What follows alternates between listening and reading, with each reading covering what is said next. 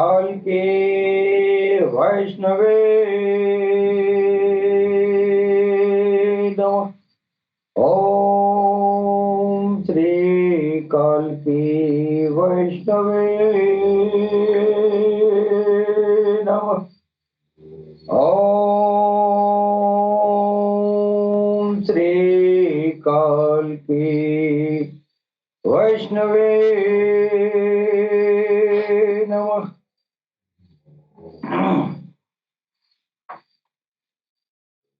सबसे पहले अपने भगवान सदगुरु सैयदी यूनुसल गौहर की चरण कमलों में नमन करते हुए पुनः मैं सदगुरु के चरणों में नमन करता हूँ। तत्पश्चात हमारे जितने भी दुनिया में प्यार मोहब्बत का पैगाम देने वाले भाई बहन हैं, सबको पुनः सर नवाकर प्रणाम करते हुए मैं अपने वाणी का शुभारंभ करना चाहता हूँ।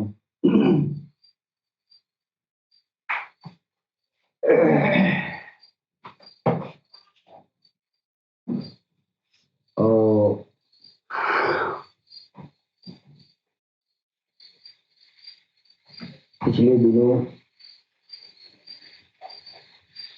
हमारे मुसलमान भाइयों में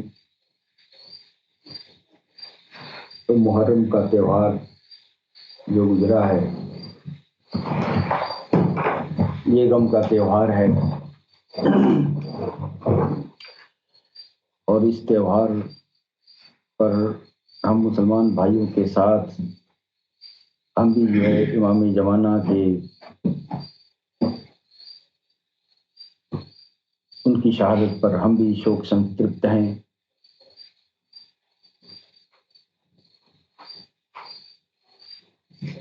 हमारे मुसलमान भाइयों की जो आली मकाम इमाम हुसैन अलैहिस्सलाम की जो शहादत है, ये दुनिया के लिए एक बहुत बड़ी नसीहत है जी। और ये नसीहत सिर्फ मुसलमान भाइयों के लिए नहीं है, दुनिया के तमाम इंसानियत के लिए इमाम हुसैन की कुर्बानी एक नसीहत है।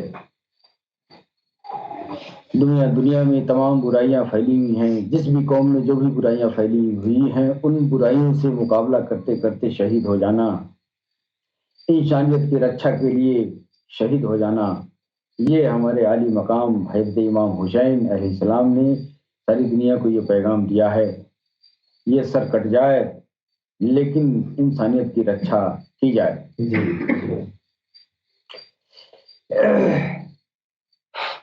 दोस्तों, हमारा जो अल्लाह टीवी प्लेटफॉर्म है, इस प्लेटफॉर्म से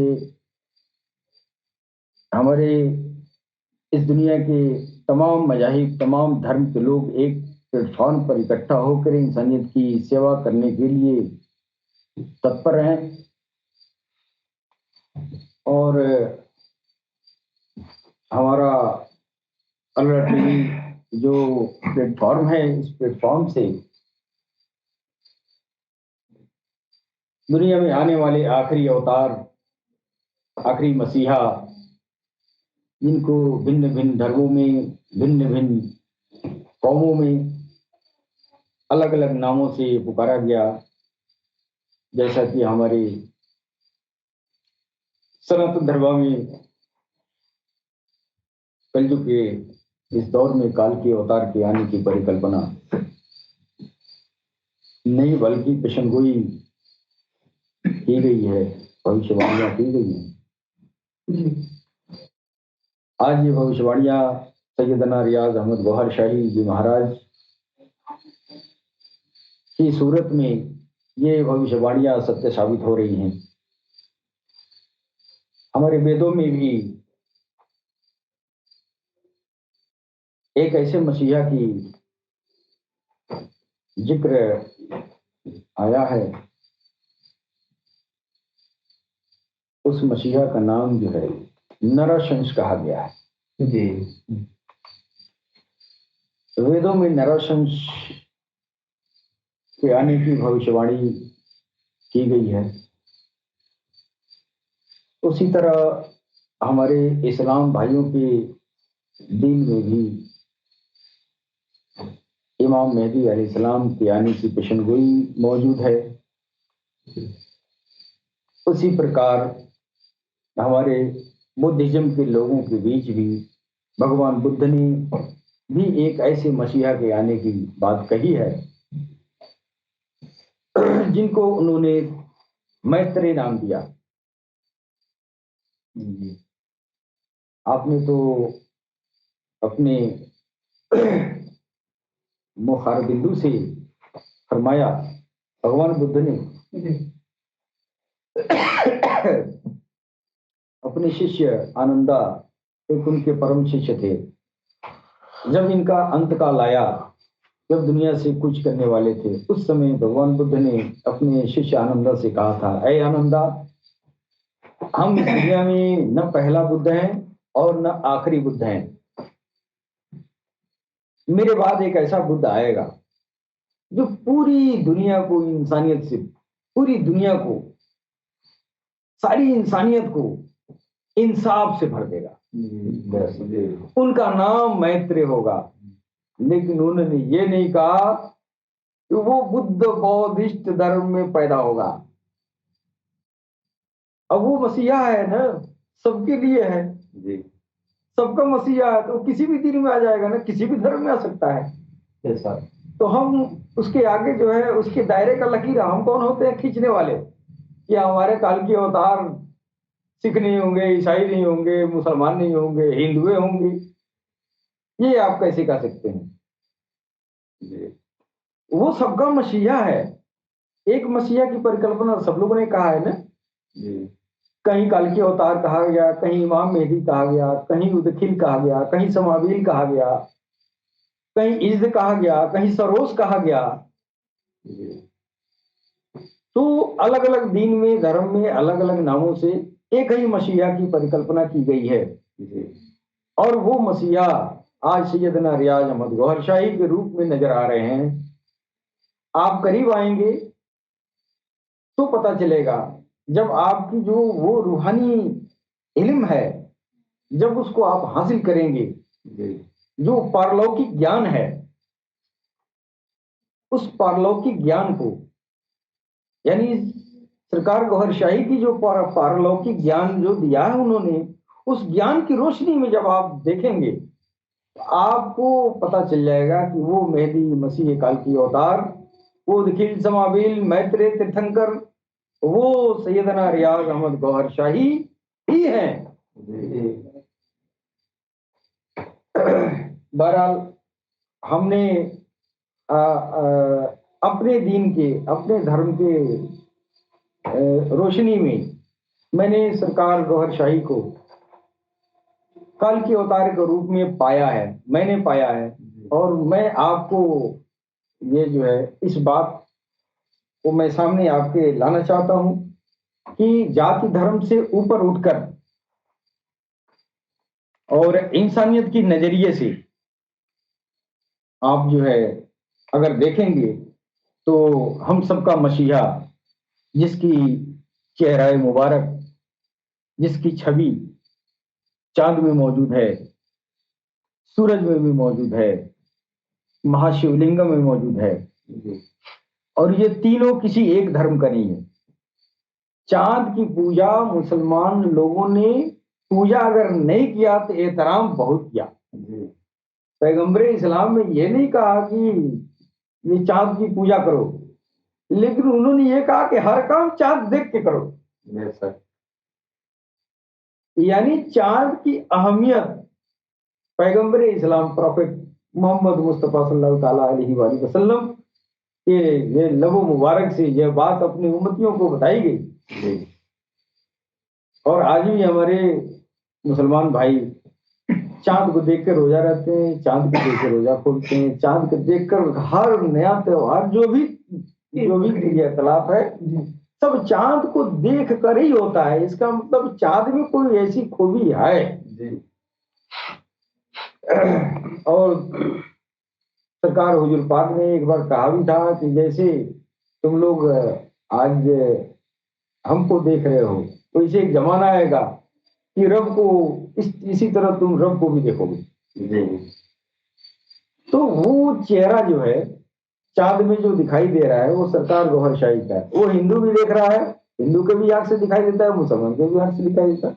अच्छा, मुसलमान तो इज्जत किया, उसमें जो है तौहीद की बात आ गई, तो चांद की पूजा तो नहीं किया लेकिन सलाम जरूर किया।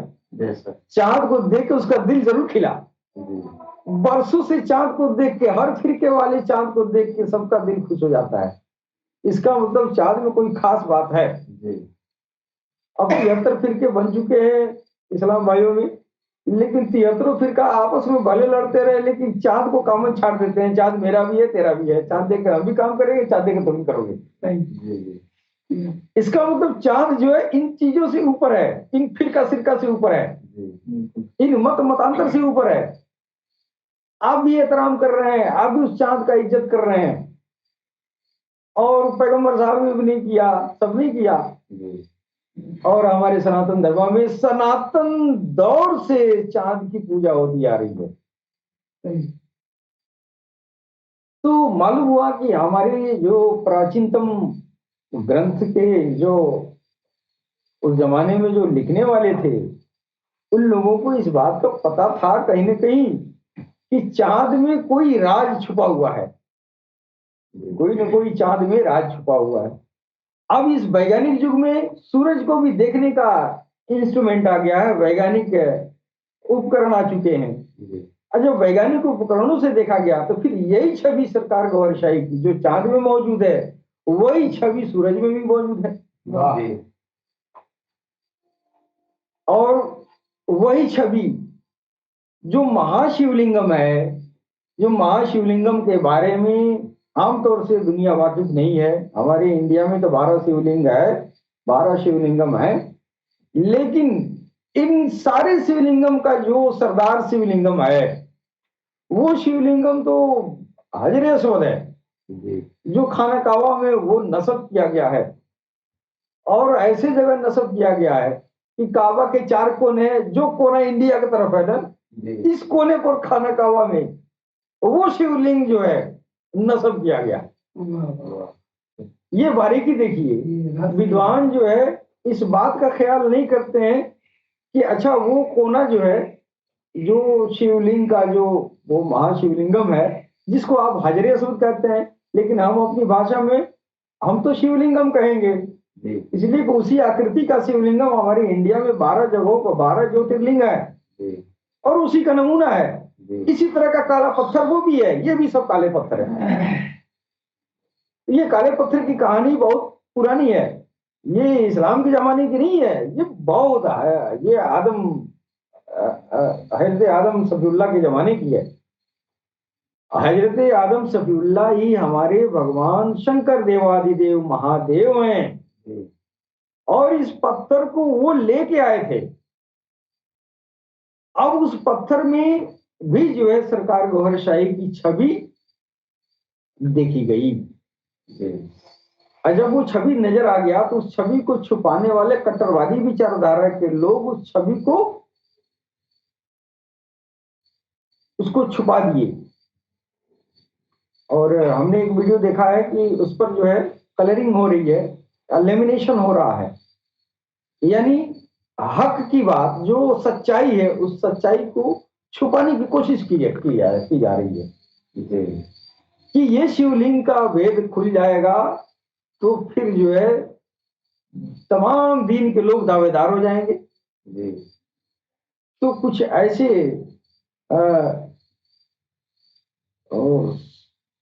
तुच्छ विचारधारा के, जो कट्टरवादी विचारधारा के लोग हैं दुनिया में, हर कौम में है, किसी एक दिन में नहीं है, हर दिन में है। तो ये जो इस सच्चाई पर पर्दा डालने के लिए उस पर जो है पर्दा भी किया गया। तो ये 3 जगह जो है, अब वो शिवलिंग जो है इस्लाम आने के पहले, वो शिवलिंग तो बहुत पहले का है, इस्लाम आ गया तब न उस पर इस्लाम का कब कब्जा हुआ, इस्लामी सल्तनत हुई, तो फिर वो अमानत इस्लाम की हो गई, लेकिन इसके पहले तो सबका था ना। अच्छा, उसमें सबकी साझेदारी खुद पैगंबरे इस्लाम, खुद मोहम्मद रसूलुल्लाह सल्लल्लाहु अलैहि वसल्लम जब उस पत्थर को नस्ब करना था तो सारे कबीले के लोगों को बुला के एक चादर मग के चादर को सब लोगों ने पकड़ा, सब लोग मिलकर उसको उठाए और सब लोगों ने सबको हक अता किया। लेकिन आज उस हक को भी जानने वाले जो है भूल गए अपने हक का, कि वो पत्थर, काला पत्थर मेरा भी है, आपका भी है, जितना तेरा है उतना मेरा भी है। ये अलग बात है कि कट्टरपंथी विचारधारा के लोग हमको उस हक से जुदा कर दिए और इस्लाम धर्म के पर्दा डाल के ये धर्म का, मेरे धर्म का चीज है। दरअसल वो किसी के धर्म का चीज नहीं है। अगर वो तेरे धर्म का चीज है तो तेरे जमाने से होना चाहिए ना। वो तो आदम के जमाने से है। सही कहा, वो तो आदम के जमाने से पड़ा हुआ पत्थर है ना जी। अब वो पत्थर जो है वो महाशिवलिंगम है। अब ये हमारे हिंदू भाई भी कुछ गफलत में रहते हैं। क्या शिवलिंगम का मतलब ये समझते हैं कि एक जो है एक जनेंद्रिय का आकार है। ये तो निरा जो है, ये क्या कहा जाए, मूर्खतापूर्ण विचारधारा है कि शिवलिंग को आप जो है एक मानव जनेंद्रिय का तस्वर करते हैं कि वो मानव जनेंद्रिय है। ये तो सरासर गलत है ये विचारधारा जी। अब हमारे हिंदू सनातन धर्म में किताब तो कोई पढ़ता नहीं है, सुन के सब कान बस बजाते हैं लोग। हाँ, सुन के सब हमारे सनातन धर्म में सब सुननी है।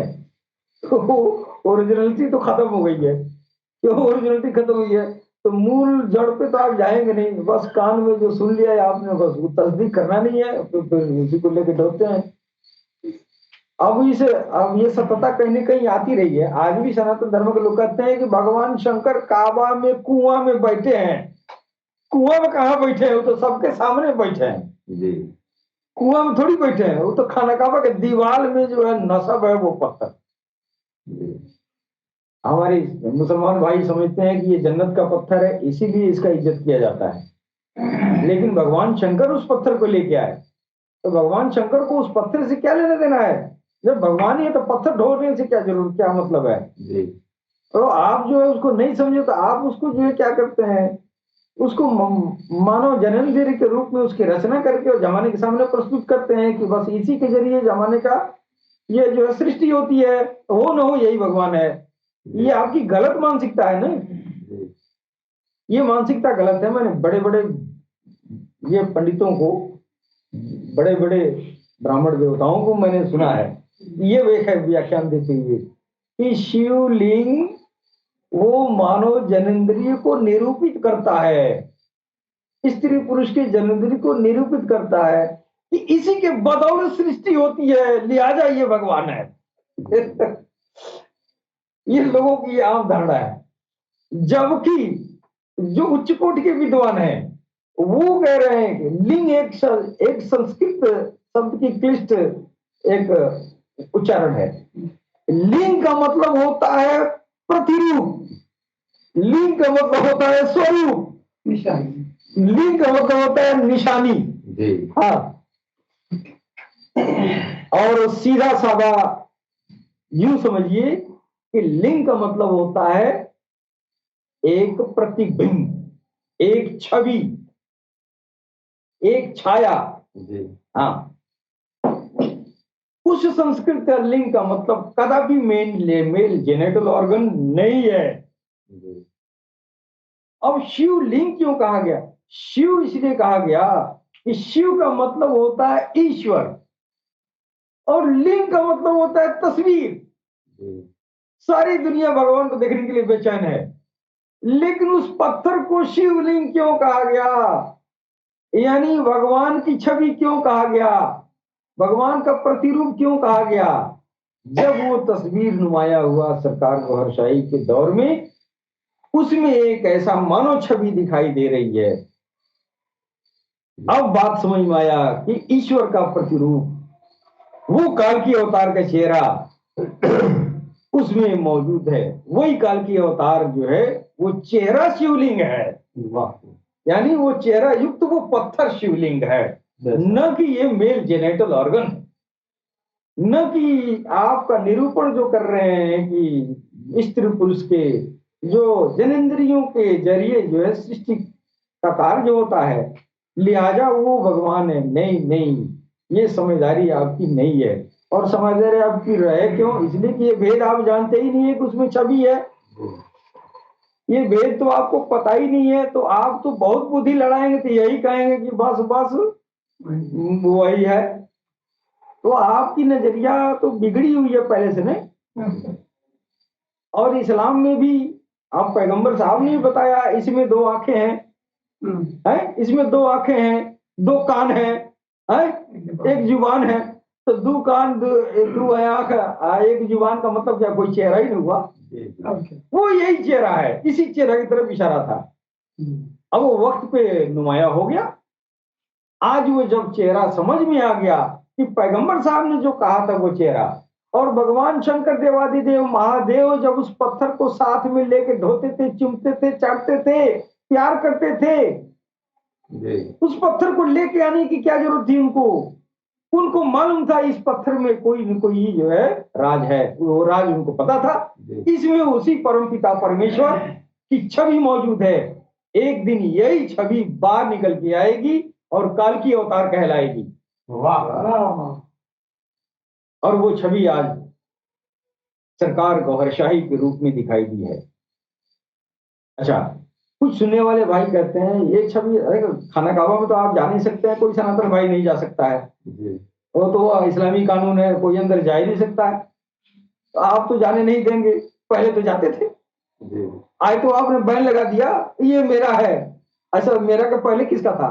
उसको तो सब तो मेरा था ना, उसमें सबका था। तो आप न जाएंगे अन्ना उस छवि की तस्दीक करेंगे, इसलिए कि आपकी हुकूमत है नहीं।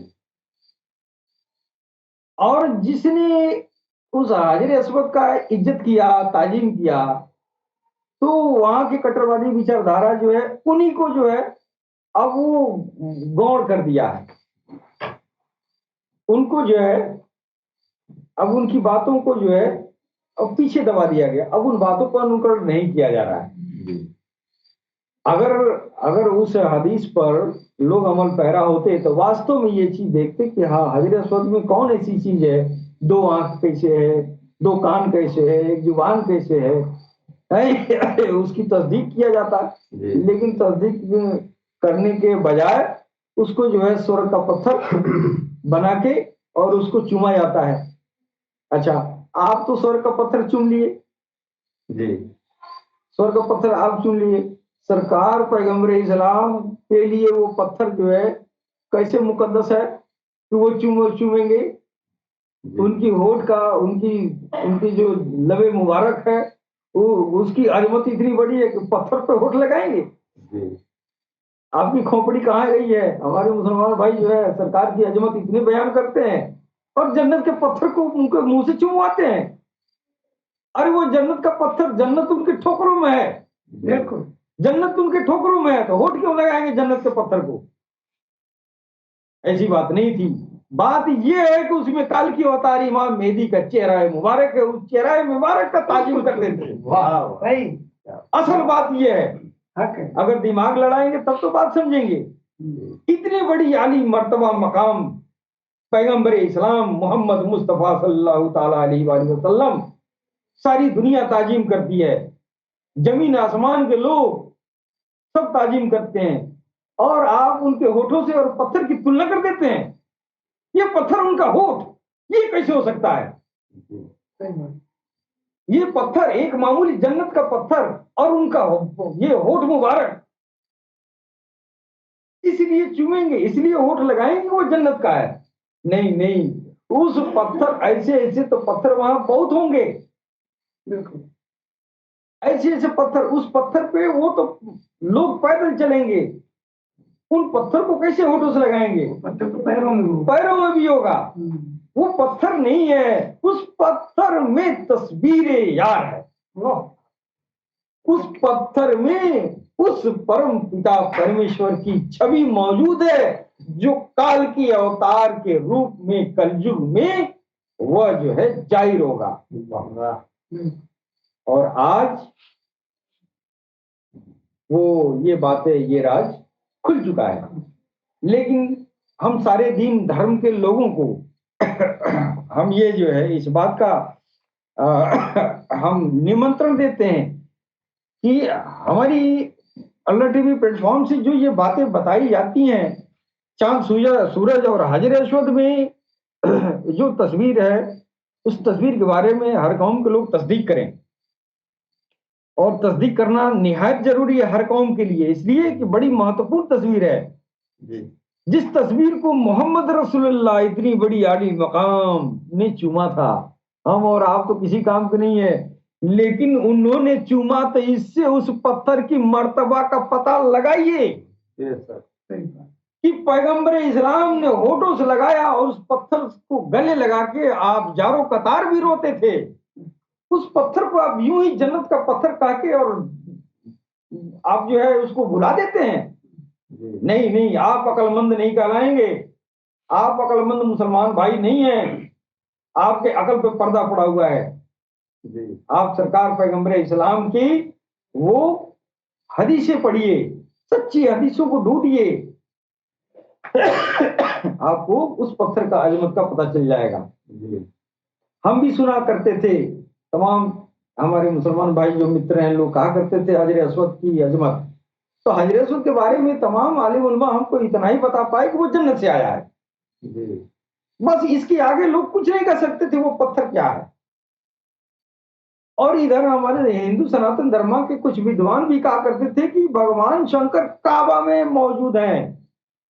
और छोटे छोटे जब हम लोग बच्चे थे तो लोग कहते थे भगवान शंकर को एक शीशी जल चढ़ा दीजिए, काबा में कुआं है, उसी कुआं में शंकर भगवान उसी में पड़े हुए हैं। और वो जो है तो एक एक गिलास एक लोटा पानी जल चढ़ा देंगे तो वो निकल जाएंगे विराट स्वरूप लेके। इस तरह की भ्रांतियां बताई गई, लेकिन इसके पीछे ये सत्यता ये है कि ये भ्रांतियां लाने वाला कहीं न कहीं थोड़ा सा सच्चाई इसको मालूम था कि खाना काबा में शंकर भगवान मौजूद है।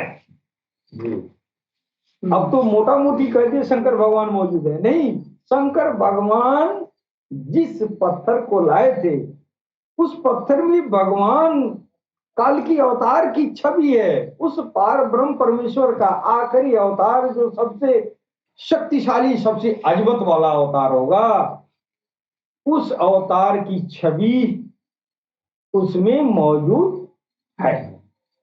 बिल्कुल। तो भगवान काल की अवतार के बारे में ये बातें जो है थोड़ा सा ध्यान देने की जरूरत है। वेदों में नराशंस की आने की भविष्यवाणी की गई है। ऋग्वेद काल में यज्ञों के दौरान नराशंस का ये जो है आह्वान किया जाता था। इसके लिए प्रिय शब्द इस्तेमाल किया जाता था। ऋग्वेद, हमारे ऋग्वेद में एक जगह नहीं, आपके कम से कम 36 जगहों पर 36 जगहों पर ऋग्वेद में नराशंस की बात आई है। और नराशंस का उस ऋग्वैदिक काल में उस दौर के लोगों में जब किसी के ऊपर कोई मुसीबत या कोई जो है अपने सुख समृद्धि शांति की अगर वो ये चाहत करता था तो वो नराशंस को पुकारता था। हाँ, उसी समय से नराशंस की बात की जाने लगी और वो नराशंस का अस्तित्व उस समय भी था और आज तो जग जाहिर है।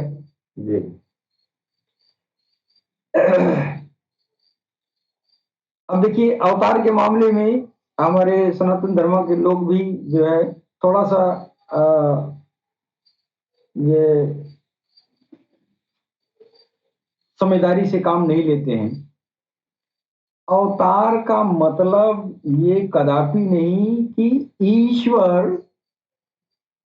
इस धरती पर वो जो है उतर के और विचरण करता हो। ईश्वर तो आया ही नहीं, परमेश्वर आ गया।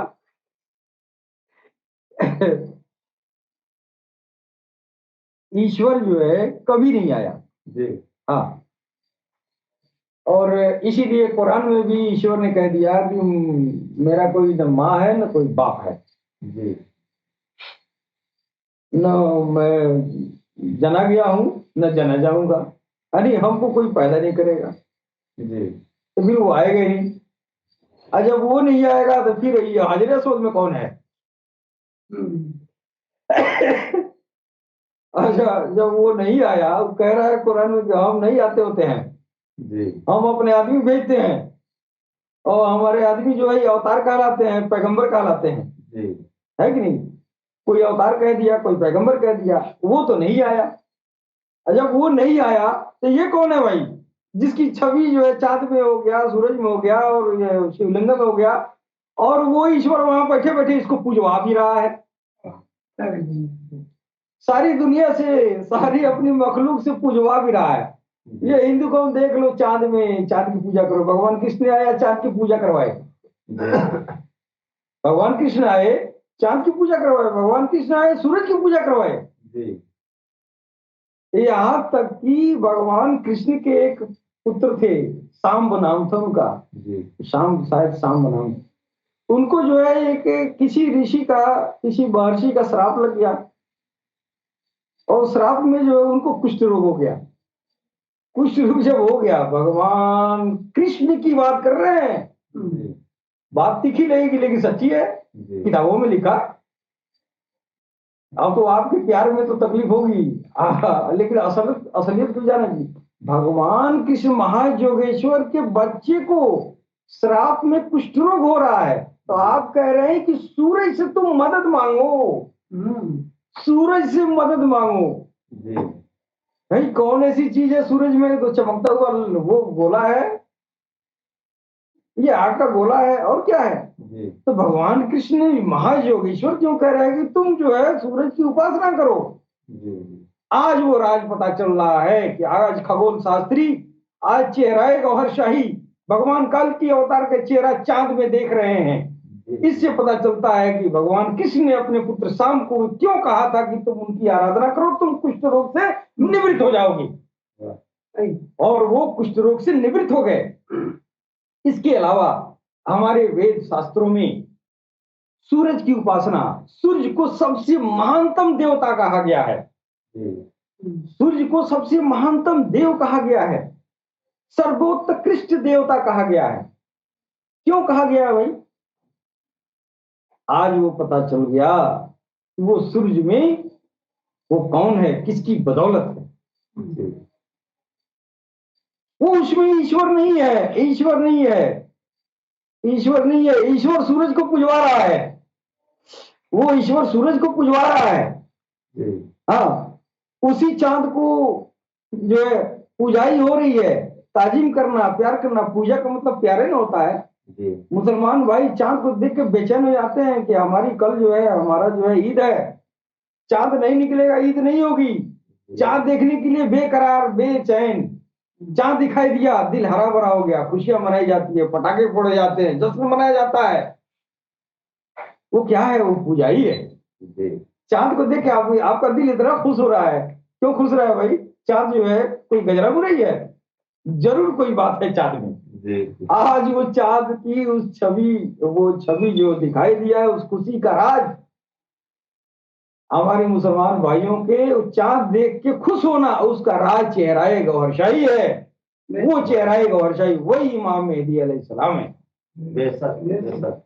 और हमारे सनातन धर्म में तो विधवत पूजा होती है, विधवत, शरद पूर्णिमा को विधवत पूजा होती रही है।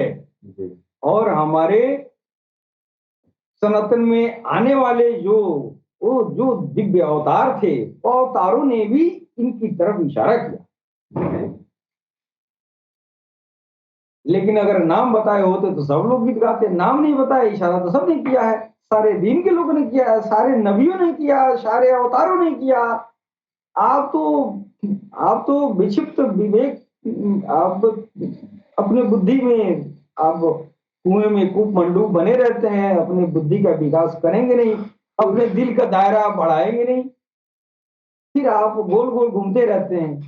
आपको वो ओरिजिनल चीजें नहीं, आपको आप तर्क कर नहीं पाते हैं। जब तर्क नहीं कर पाएंगे तो फिर जहां आप हैं वहीं रह जाएंगे। जी बात तार्किक होनी चाहिए। चांद में अगर वो चेहरा है, आज दिखाई दे रहा है, आप मिथ्या कह रहे हैं, ठीक है। आज हम चांद की दिव्यता बता रहे हैं, आपको लग रहा है कि ये गलत बात है। आप कृष्ण जी ने क्यों पूजा, आपके मोहम्मद ने क्यों नहीं, क्यों जो है चांद की इतनी ताजीम किया, क्यों किया भाई? आपका अकल नहीं कहता है कि भाई, तर्क तो ये कहता है कि जरूर कोई भेद है। जी बुद्धिमानी और होशियारी यही है कि उस भेद को आप जान लें। तो ये जो है आ,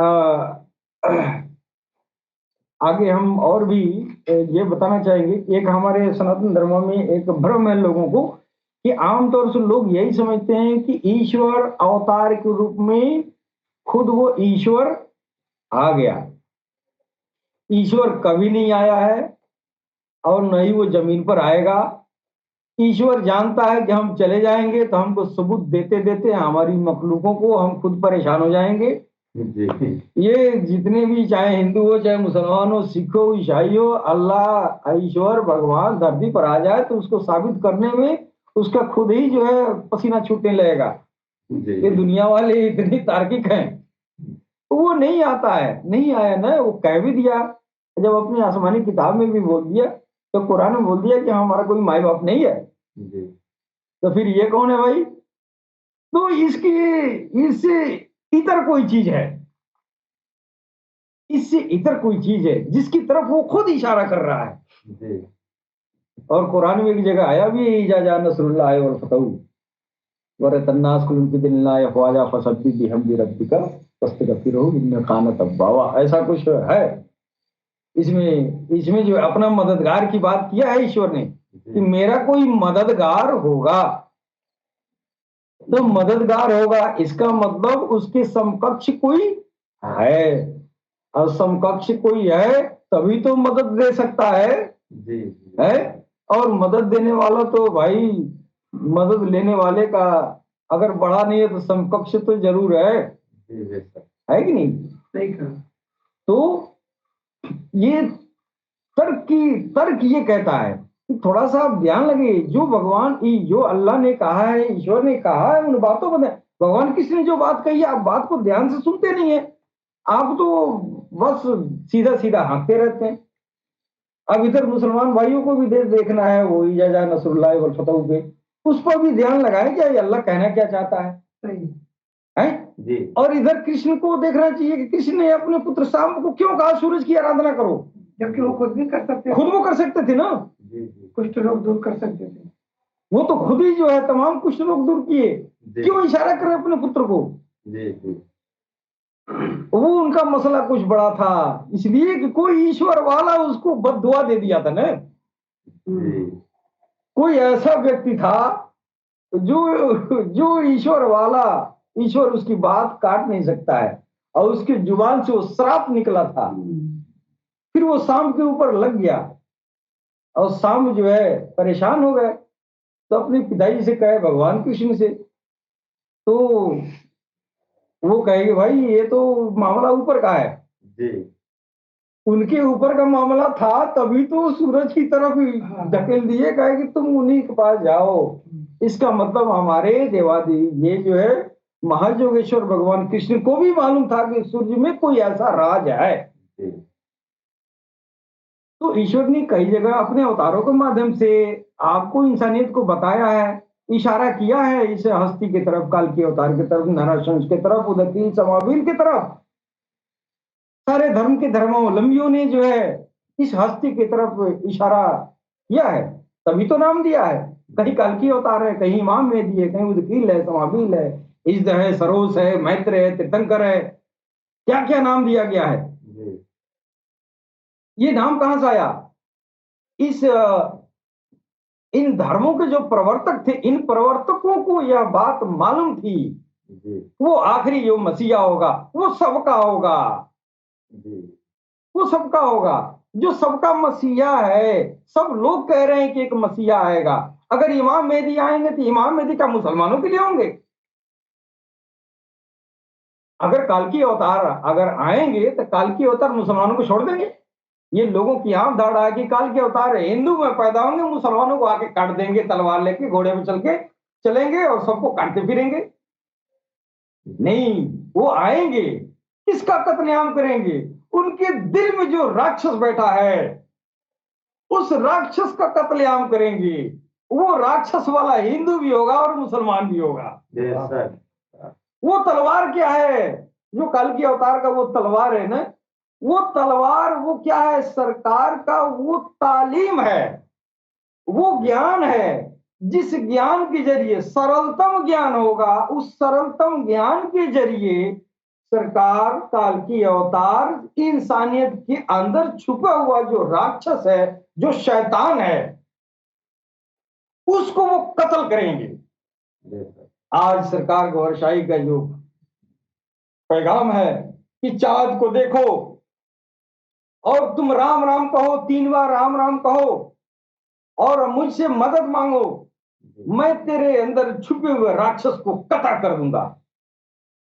आज कोई हिंदू खड़ा हो जाए चांद की तरफ, वही चांद जिसको भगवान कृष्ण ने पूजा था, वही सूरज जिसको भगवान कृष्ण ने अदब किया था, वही चांद जिसको पैगंबर इस्लाम ने इज्जत दिया था, आज उसी चांद को सरकार भगवान काल्की अवतार राघव शाही जी महाराज कह रहे हैं कि उस चांद को देखो, अगर मेरी छवि नजर आए तो 3 बार राम राम कह दो, 3 बार अल्लाह अल्लाह कह दो।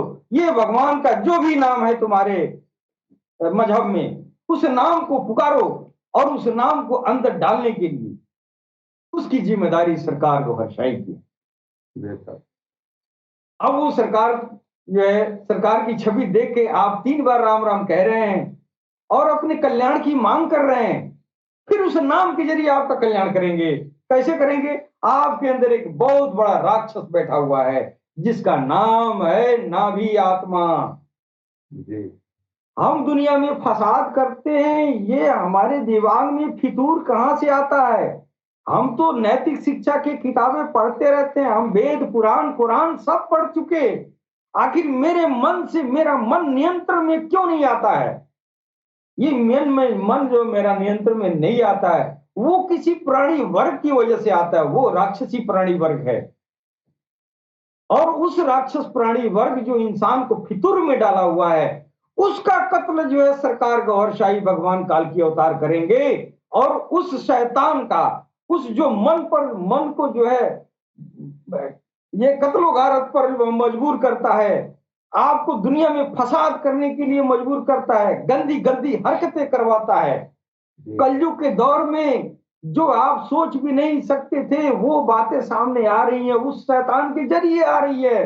काल्की अवतार उस शैतान को जनमानस के दिल से निकाल देंगे। जनमानस के दिल पर जो उसकी आधिपत्य है, उस आधिपत्य को खत्म कर देंगे। ये है काल्की अवतार, ये है काल्की अवतार की तलवार। काल्की अवतार की तलवार हमारे सनातन भाई जो तस्वीर बना के रखे हैं कि एक चमकता हुआ तलवार लेके घोड़े पर सवार होंगे और सारे मुसलमानों को काटते फिरेंगे। ऐसा कल्कि कभी नहीं आएगा। इसके पीछे मकसद है जो महामना लोगों ने जो लिखा है, जो तस्वीरें बनाई है, उसके पीछे राज है। अब जो काल्की अवतार सारी इंसानियत का कल्याण करेगा, सारी इंसानियत के अंदर छुपे हुए राक्षस का कत्ल करेगा। उस इंसानियत में हिंदू भी होगा, मुसलमान भी होगा, सिख भी होगा, ईसाई भी होगा, सबका होगा। तो तुम कैसे हिंदू में पैदा करते हो? क्यों उनके दायरे को छोटा बनाते हो? क्यों मुसलमान भाई कहता है कि मेरे ही अंदर पैदा होंगे, मेरे ही दीन धर्म में पैदा होंगे? कहीं भी पैदा हो सकते हैं, उनके सामने न दीन होगा न धर्म होगा। वो सबके लिए होंगे, सबसे प्रेम करेंगे, सबको मोहब्बत के एक माला में पिरो देंगे। आज भगवान काल्की अवतार सरकार गौहरशाही का पैगाम है, तुम जिस धर्म में रहते हो रहो, तुमको धर्म में इस धर्म से उस धर्म में जाने की कोई जरूरत नहीं है। क्यों नहीं है? तो धर्म क्यों चेंज करते हो? धर्म भगवान को पाने के लिए करते हो, ईश्वर को पाने के लिए नहीं करते हो। तो हिंदू से मुसलमान हो रहा है, वहां भी तो ईश्वर नहीं है। अगर वहां ईश्वर होता तो सारे मौलवी सब अल्लाह वाले हो जाते। तो अल्लाह वाले तो हल चलाने वाला अल्लाह वाला होता है, मौलवी साहब क्यों नहीं हो जाते हैं? Yes sir. अगर धर्म में भगवान होता, इस समय धर्म उनका अल्लाह तक पहुंचाने में सक्षम होता, तो सारे कुरान पढ़ने वाले, सारे कट्टरवादी विचारधारा के लोग सब जो है अल्लाह वाले हो जाते, सबको अल्लाह के, सब लोग अल्लाह के दोस्त हो जाते। तो यार हिंदू कौम जो है आज तथाकथित मौलाना आलिमों की बात सुन के, तकरीरें सुन के, और जो है इस धर्म से कूद के उस धर्म में जा रहे हैं। धर्म परिवर्तन आज की तारीख में वो कुरीति है जी। ये कुरीति है। क्यों कुरीति है? आपको कोई फायदा ही नहीं है तो जा क्यों रहे हैं? Yes sir. और आप जहां हैं वहां भी वही हाल है, जहां जाएंगे वहां भी वही हाल है, फिर जाने से क्या फायदा? फसाद फैला रहे हो। तो भगवान को ना इधर मिल रहा है ना उधर मिल रहा है। अब ये कलयुग है, अब भगवान सबको एक ही दर से मिलेगा, वो सिर्फ काल के अवतार के दर से। वाह। सिर्फ काल के अवतार के दर से मिलेगा। चाहे अल्लाह मिले, चाहे भगवान मिले, चाहे ईश्वर मिले, अगर वो मिलेगा तो सिर्फ और सिर्फ भगवान काल के अवतार के दर से मिलेगा। वाह। अगर कोई कहीं पाता है तो फिर बताए। जो पा गया सो पा गया, इसलिए कि दीन धर्म में बिगाड़ नहीं थी। दीन धर्म में बिगाड़ नहीं थी। जब तक दीन धर्म में बिगाड़ नहीं थी, तब तक उस दीन धर्म पर चलने से भगवान मिल जाता था। लेकिन अब धर्मों में, सारे धर्मों में बिगाड़ पैदा हो गया। अब कोई भी धर्म हमको जो है वो सही स्पिरिचुअल ज्ञान नहीं दे पा रहा है। कोई भी धर्म अब जो है हमको रब तक पहुंचाने में अक्षम है। बात तो सच्ची है, कड़वी है, पर सच्ची है। कोई ये दावा कर सकता है कि तुम आओ तुमको भगवान मिल जाएगा? कोई नहीं कह सकता है। लेकिन आज हमारे ये लंदन की सरजमीन से हमारे सदगुरु सैयदी यूनुस अल गौहर, आप डेली महफिल में आप जो है सारी इंसानियत को बुलाते हैं, आओ आओ, तुम जहां हो वहीं रहो। तू हिंदू है तो हिंदू रहो, मुसलमान है तो मुसलमान रहो। आ जाओ काल की मेहदी के कदमों में, यहां तुमको रब मिलने की गारंटी है। वाह। यहाँ रब मिलना ही मिलना है, नहीं नहीं है। और इस दर पे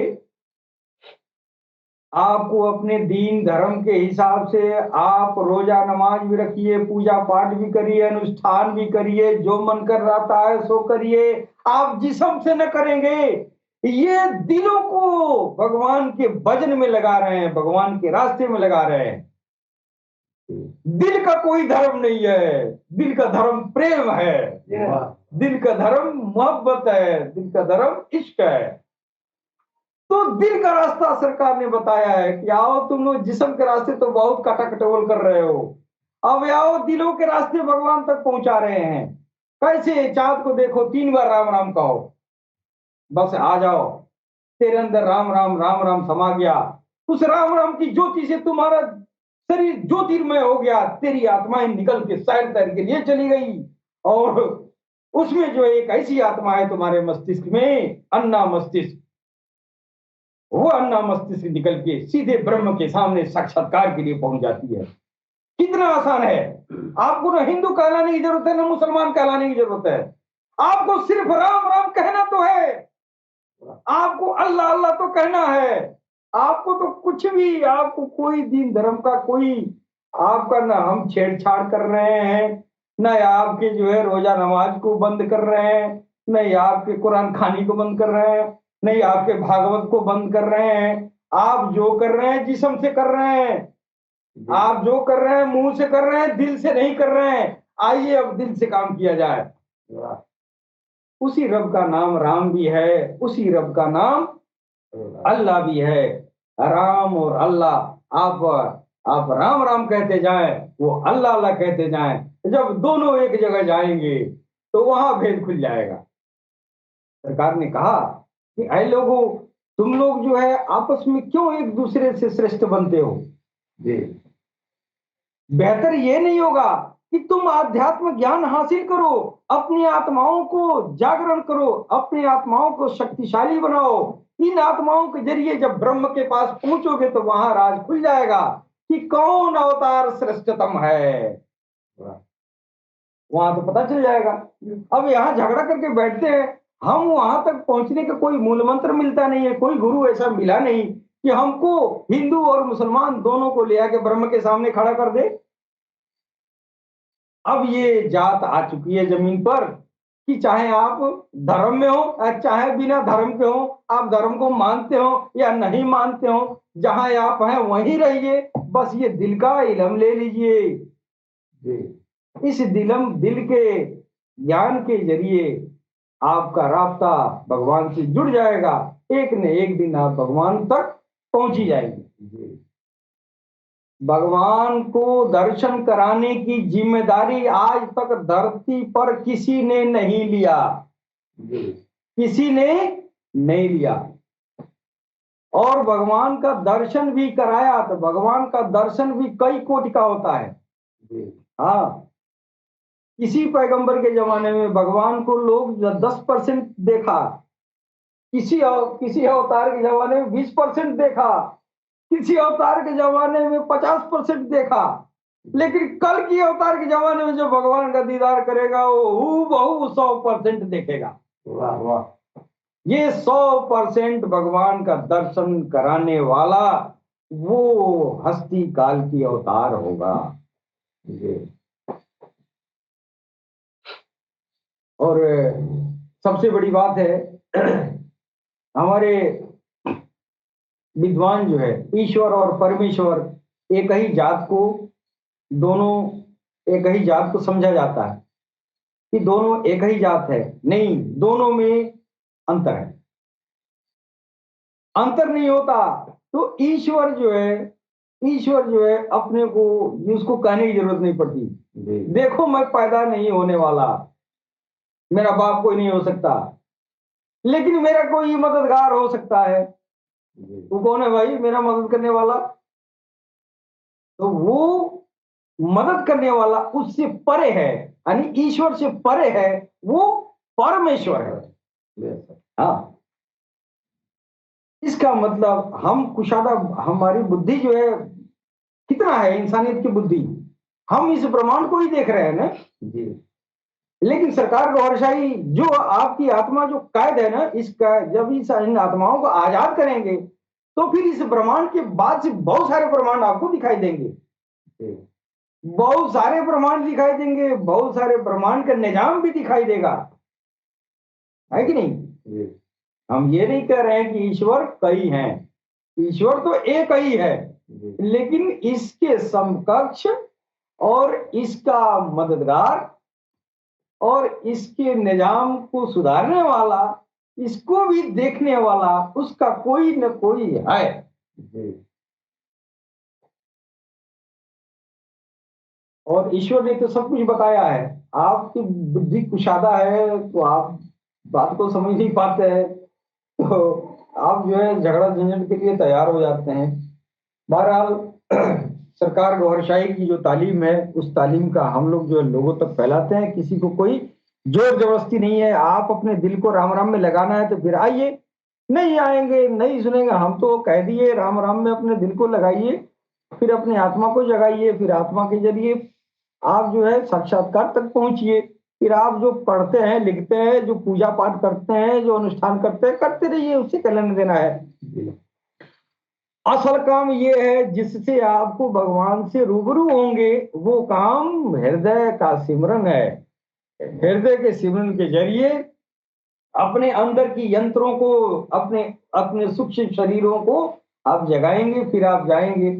और ये विधि विधान आज तक किसी ने धरती पर लाया नहीं। अगर कोई बताया भी सूक्ष्म आत्माओं को जागरण करने का, तो इतने बड़े पैमाने पर सारी इंसानियत के लिए नहीं, बस एक छोटे छोटे कुनबे के लिए, छोटे छोटे समूह के लिए, उस पर जो है ये इल्म जो है पेस्तरी में कान में लोग बताते थे, ये 10 आदमी जान जाएं। लेकिन ये जब काल की अवतार का दौर आया तो इस दौर में सारी इंसानियत को, सबको न्योता है सबको न्योता दिया जा रहा है कि सब आए, सब इसी इल्म को ले ले और सब भगवान के सामने जाएं, जो जो भगवान को चाहने वाला है। तो बहरहाल अवतार में और ईश्वर में वो अंतर है जो हमारे सनातन धर्म के कुछ विद्वान भी इन बातों पर जो है जिक्र किए हैं और बताए हैं। मैं कुछ इनके विद्वानों का नाम भी मैं रखना चाहता हूँ। अवतार का यह अर्थ यह कदापि नहीं है कि ईश्वर स्वयं धरती पर सशरीर आ जाता है, ये इसका अर्थ कदापि नहीं। जबकि अवतार का मतलब ये नहीं ईश्वर ही आ गया है, ईश्वर तो वादा कर दिया है तो हम नहीं है, हम तो जमीन पर नहीं आएंगे, हम तो पैदा नहीं हुए जमीन पाने के लिए। किसी को माँ बनाना पड़ेगा, किसी को बाप बनाना पड़ेगा, तो हमको तो आना ऐसा करना पड़ेगा। तो हम तो इन सब चीजों से इतर होंगे। वो कह दिया कि हमारा बाप कोई नहीं होगा तो आएंगे कैसे, है कि नहीं? तो वो जो है ईश्वर स्वयं धरती पर सशरीर नहीं आता है, बल्कि सच्चाई यह है कि अपने पैगंबर व अवतार भेजता है। ईश्वर ने अपनी इंसानियत के उद्धार, कल्याण, मार्गदर्शन के लिए अपने अवतार, अपने पैगंबर को भेजता रहा है और यह सिलसिला प्रॉफिट मोहम्मद रसूलुल्लाह पर खत्म हो गया। यानी लोगों के हिदायत के लिए, उद्धार के लिए, कल्याण के लिए, ईश्वर तक पहुंचाने के लिए ईश्वर ने अपने कुछ खास चुनिंदे लोगों को भेजा जमीन पर, जिनको हमारे सनातन धर्म के लोग अवतार कहे और तमाम मजाहिब के लोग जो है पैगंबर कहे, नबी कहे। वो ईश्वर नहीं है, वो ईश्वर कदापि नहीं है। ये अलबत्ता है कि ईश्वर उनके अंदर नेक था, है कि नहीं? तो हमारे एक सनातन धर्म के विद्वान है स्वामी विवेकानंद और बाबा गुरु नानक जैसे हस्तियों ने भी ईश्वर द्वितत्व की धारणा को समर्थन किया है। हमारे सनातन धर्म के कुछ वरिष्ठ विद्वानों ने भी, जैसे पंडित सुंदरलाल हैं, पंडित बलराम सिंह परिहार हैं, डॉक्टर वेद प्रकाश उपाध्याय हैं, doctor PH Choubey, doctor Ramesh Prasad Garg हैं, पंडित दुर्गा शंकर सत्यार्थी हैं। ये विद्वानों ने अवतार का अर्थ ईश्वर द्वारा मानव कल्याण के लिए अपने पैगंबर को और अवतार को भेजा जाना बताया है। और नराशंस के आगमन की सूचना भारतीय धर्म ग्रंथों के अलावा बाइबिल, तौरेत, इंजील में भी मिलती है। हिंदू, बौद्ध, जैन धर्म की पुस्तकों में भी अवतार के आने की पूर्व सूचनाएं मिलती हैं। अब अवतारत्व खत्म हो गया तो फिर ये काल के अवतार कैसे हैं जो मोहम्मद के बाद है? तो ये जो है उन अवतारों से अलग हस्ती होंगे। हाँ, उस अवतारत्व के श्रेणी में ही नहीं आएंगे।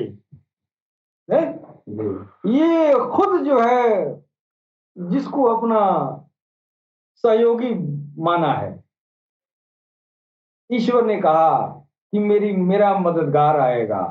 उस मददगार वो जो होगा इन सारे अवतारों से वरिष्ठ होगा, तब वो मददगार होगा ईश्वर का न। तो अवतारत्व तो खत्म हो गया, नबूवत खत्म हो गई नबी रसूलुल्लाह सल्लल्लाहु अलैहि वसल्लम के ऊपर। लेकिन ये जो आखिरी आएंगे ये